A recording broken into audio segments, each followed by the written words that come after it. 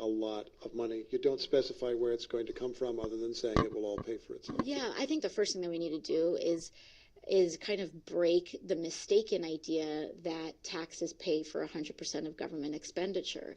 It's just not how government expenditure works. We can recoup costs, but oftentimes you look at, for example, the GOP tax cut, which I think was an irresponsible use of government expenditure, but government projects are often financed by a combination of taxes, deficit spending, and other kinds of investments, bonds and so on. Well, I get that, but deficit spending is borrowing money that has to be paid back eventually through taxes. Yeah, and I think that is always the crux of it. So when we decide to go into the realm of deficit spending, we have to do so responsibly.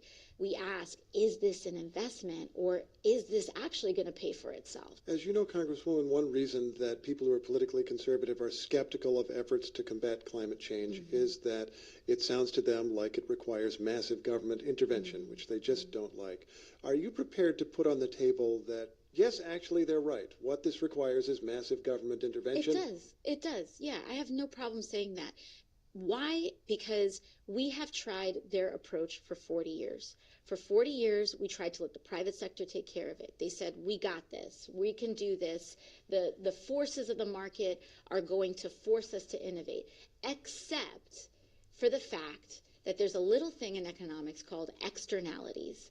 And what that means is that a corporation can dump pollution in the river and they don't have to pay for it, and taxpayers have to pay for cleaning up our air, cleaning up our water, and saving the planet. And so we've already been paying the costs, except we have not been getting any of the benefit. And so what we're here to say is that government is not just for cleaning up other people's mess, but it's also for building solutions in places where the private sector will not.